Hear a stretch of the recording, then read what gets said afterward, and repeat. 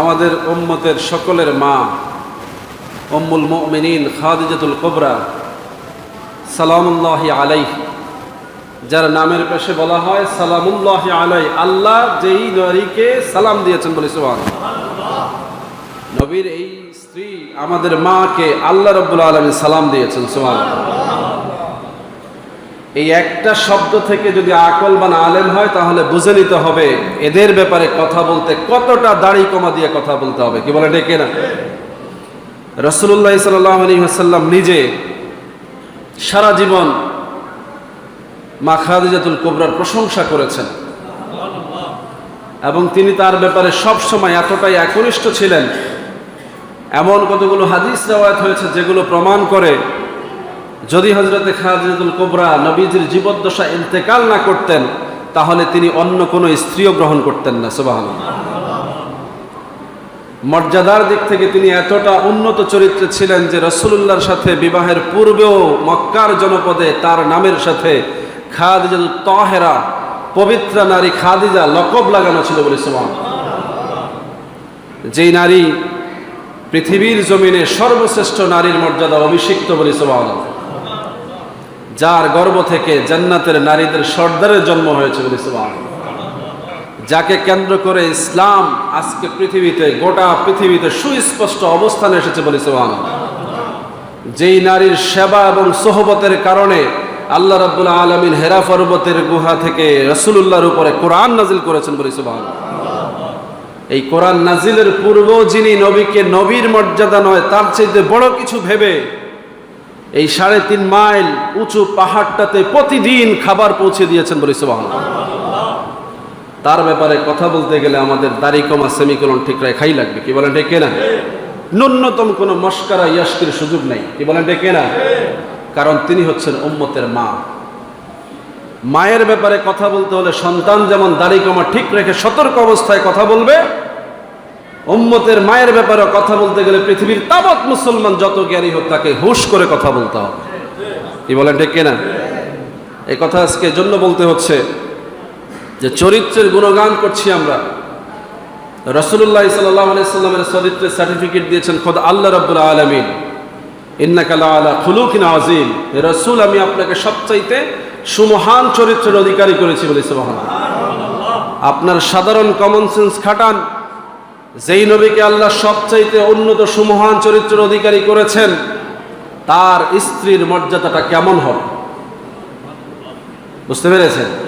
Certificate লাগবে, অথচ আল্লাহ রাব্বুল আলামিন সার্টিফিকেট দিয়েছেন, রাসূলুল্লাহ নিজে সার্টিফিকেট দিয়েছেন। প্রশংসার এত বাণী রয়েছে যে হযরতে খাদিজা রাদিয়াল্লাহু তাআলা আনহার ব্যাপারে নবীর অন্যান্য স্ত্রীরাও কশ্চিন কালেও কোনো ধরনের কোনো বাজে ইঙ্গিত করেন নাই বলে সুবহানাল্লাহ। হাদিসের মধ্যে জয়ীফ রাওয়ায়াতে কোন হাদিসে হযরতে খাদিজার বয়সের বর্ণনা এসেছে 40 বছর, কিন্তু অধিকাংশ মজবুত বর্ণনায় আসছে যে আসলে হযরতে খাদিজা রাদিয়াল্লাহু তাআলা আনহার সাথে সালামুল্লাহি আলাইহির সাথে আল্লাহর হাবিবের বিবাহের সময় আসলে বয়স কত ছিল। অধিকাংশ মুফাসসিররা মুহাদ্দিসরা বিভিন্ন রাওয়ায়াত থেকে এটা প্রমাণ করতে সক্ষম হয়েছেন যে ওনারা সমবয়সী ছিলেন বলে সুবহানাল্লাহ। এরপরেও কিছু কিছু রাওয়ায়াত রাসূলের এই স্ত্রীর ব্যাপারে 40 বলে থাকে, এটা নিয়েও কারো কোনো ইখতিলাফের কোনো বিষয় নাই। কারণ রাসূলুল্লাহ সাল্লাল্লাহু আলাইহি সাল্লামের সাথে বৈবাহিক জীবনে সবচেয়ে সফল পরিবার হচ্ছে এটাই যে এখানেই রাসূলের আওলাদগণ জন্মগ্রহণ করেছেন বলে সুবহানাল্লাহ। হযরতে খাদিজা রাদিয়াল্লাহু তাআলা আনহার ইন্তেকালের সময় বিবেচনা করে বয়সের হিসাব করলে দেখা যাবে যে কোনো মতেই রাসূলুল্লাহর সাথে বিবাহের বয়সটা 40 ম্যাচিং হয় না, আরো কম হওয়ারই কথা। এই বিতর্ক উম্মত কখনো যায় নাই, কারণ এটা বড় বিষয় না। এখন এটাকে বড় করে দেখানো হচ্ছে, কিছু নোংরা শব্দ আমাদের মায়ের চরিত্রে আরোপ করার জন্য এটাকে বড় করে দেখানোর চেষ্টা করা হচ্ছে। কি ধরনের শব্দগুলো? যে তিনি বেশি বয়স্ক মহিলা ছিলেন, নাউজুবিল্লাহ। তার চরিত্রের সাথে আরো কয়েকটা শব্দকে বাজেভাবে ইঙ্গিত করার চেষ্টা করা হচ্ছে। একাধিক বিবাহের যে দাবি করা হচ্ছে এটাও কিছু কিছু হাদিস অস্বীকার করেছে যে না, রাসূলুল্লাহর এই স্ত্রী কুমারী ছিলেন, বলি সুবহানাল্লাহ। রাওয়ায়াতের ইখতিলাফের কারণে এখানে রাসূলুল্লাহর এই স্ত্রীর ব্যাপারে কোনোদিন ইতিহাসবিদরা কোনো বিতর্কে যান নাই, কারণ তিনি এতটাই উন্নত চরিত্রের ছিলেন, ইসলামের জন্য তার আত্মত্যাগ এত বিশাল, এবং নবীজির প্রতি তার মহাব্বত ভালোবাসা, তার প্রতি নবীজির যে মহাব্বত ভালোবাসা এটা এত প্রবল ছিল যে গোটা উম্মত তার মায়ের ব্যাপারে সবাই একনিষ্ঠ একচ্ছত্র, মা তো মাই, সুবহানাল্লাহ, মা তো মাই, কি বলেন ঠিক কিনা? সেই জায়গায় আমরা অবাক হয়ে দেখি যে আমাদের কিছু আলেমরা বারবার শুধুমাত্র বিভিন্ন অজুহাতে আমাদের মায়ের চরিত্রে অশালীন শব্দ প্রয়োগ করে আমাদের মনোযোগ আকর্ষণ করার চেষ্টা করছেন। আমরা সেই সকল মুরব্বীদেরকে খুব বিনয়ের সহিত বলতে চাই, আপনার এলমি যোগ্যতাকে আপনি স্থগিত রেখে আবার কিতাবের মধ্যে ঢুকে পড়েন, পুনরায় পড়াশোনা করে আবার ময়দানে আসেন। আপনার দাওয়াতের দ্বারা এ জাতি হেদায়েত তো হবেই না, বরং গোটা জাতি বিভ্রান্ত হয়ে ঈমানহারা হওয়ার বাই চান্স রয়েছে। আপনি তরিকা তাসাউফের পথ ছেড়ে দিয়ে বেদাতীদের সাথে আতাত করে পূর্বপুরুষের পরিচয় বিক্রি করে আজকে যে ধরনের কথা বলছেন, এই কথা আপনার পূর্বপুরুষরা কেউ কোনোদিন উচ্চারণও করে। আপনি ফুরফুরা সিলসিলার মার্কাজ পরিচালনা করছেন, আপনি পরিচয় দিচ্ছেন আমরাও ফুরফুরা সিলসিলা বাপদাদার পরিচয় দিচ্ছেন। আপনাকে কে বলছে এই বংশের পরিচয় দিতে? ফুরফুরা সিলসিলার পরিচয় দিয়ে ধরনের বাজে নোংরা কথা বলার এখতিয়ার আপনাকে কে দিয়েছে?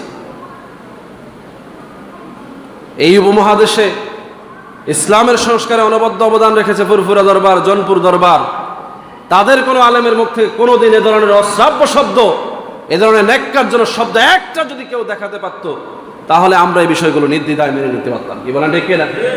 সম্মানিত হাজিরিন, আপনারা নিশ্চয়ই বুঝতে পেরেছেন আমি কোন বিষয়ে কথা বলতে চাচ্ছি। আমাদের ইজ্জতের জায়গা, আমাদের ঈমানের জায়গা, সম্মানের জায়গাগুলোকে বারবার প্রশ্নবিদ্ধ করার একটাই কারণ, যুগে যুগে এটা ইতিহাস সত্য, প্রমাণিত সত্য, যে মানুষের মন থেকে যদি আগে আস্থা, ভালোবাসা, বিশ্বাস তোলা না যায়, তাহলে তাদের মধ্যে হেদায়েত বিরোধী বেদাত, ফিতনা, ফাসাদ ঢোকানো যাবে। এই ষড়যন্ত্র চলছে এখন। উম্মতের মন থেকে খালি নবীর প্রতি, নবীর আওলাদদের প্রতি, নবীর আহলে বায়তের প্রতি বিষোদ্গার করে করে ওই জায়গাগুলোকে কলঙ্কিত করে ইসলামের মধ্যে ফিতনা ঢুকানোর পায়তারা চলছে। বলি নাউজুবিল্লাহ। এ ব্যাপারে আমাদেরকে খুব হুঁশিয়ার হতে হবে। ঈমানের এই সূক্ষ্ম জায়গাটা ছেড়ে দেওয়ার কোনো সুযোগ নাই, কারণ আল্লাহ রাব্বুল আলামিন কোরআন দিয়ে সাবেত করে দিয়েছেন যে নবীর স্ত্রীরা উম্মতের মা। সুবহানাল্লাহ বলবেন না? নবীর স্ত্রীরা প্রত্যেকে উম্মতের মা। সুতরাং উম্মতের মায়ের ব্যাপারে জবান দিয়ে যা তা কথা বলা যাবে, মস্করা তো দূরে থাক, তাদের ব্যাপারে তাজিমের এত বেশি শব্দ প্রয়োগ করতে হবে যে শুধু নাম ধরে উচ্চারণ করাও যাবে না, যেহেতু তাদেরকে আল্লাহ রাব্বুল আলামিন সম্মানিত করেছেন। এবং হযরতে খাদিজা রাদিয়াল্লাহু তাআলা আনহা, হযরতে খাদিজাতুল কুবরা সালামুল্লাহি আলাইহি, এটা বলা হয় না নামের সাথে, কারণ আল্লাহ রাব্বুল আলামিন তাকে নিজে সালাম দিয়েছেন। বলি সুবহানাল্লাহ। সেই জায়গায় আমরা দেখেছি যে মুরতাদেরা, বিভিন্ন ধর্মের কমিউনিস্টপন্থীরা, ইসলাম বিরোধীরা নবীর চরিত্রে কলঙ্ক আরোপ করবার জন্য নবীর বৈবাহিক জীবন নিয়ে নানা প্রশ্ন তোলে। কি বলেন ঠিক কিনা? এটা হচ্ছে ইসলাম বিরোধীদের কর্মকাণ্ড। নবীর স্ত্রীদের ব্যাপারে তাদের নানা মন্তব্য আমরা শুনি, এটা ইসলাম বিরোধীদের কর্মকাণ্ড। ইসলামের নবীকে কলঙ্কিত করবার জন্য তার পরিবারের লোকদেরকে ভিন্নভাবে মূল্যায়ন করে তারা ইসলামের দিক থেকে, নবীর দিক থেকে আমাদের নজর ফেরানোর জন্য চেষ্টা করে।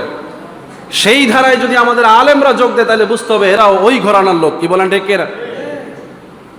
যেই সুরে মুরতাদরা কথা বলে, যেই সুরে কাফেররা কথা বলে, যেই সুরে ইহুদিরা কথা বলে, যেই সুরে সমাজের মধ্যে কমিউনিস্টরা কথা বলে, জায়নিস্টরা কথা বলে, সেই একই শব্দ চয়ন যদি কোনো আলেম করে, সেও ঈমানহারা হয়ে যাবে। এই জন্য আমাদেরকে হুঁশিয়ার হতে হবে। আমরাও আমাদের তমিজ, ধারণা অনেক উঁচু পর্যায়ে রাখতে হবে। কি বলেন ঠিক কিনা?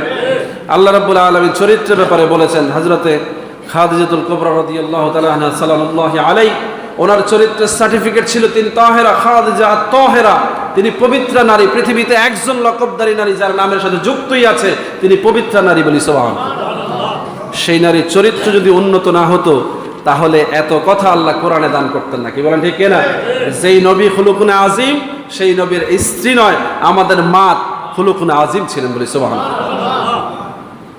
কার সাথে কার সম্মেলন হতে হবে এইটুকু তমিজ তো আমাদের থাকা দরকার, কি বলা ঠিক না ভাইয়েরা আমার?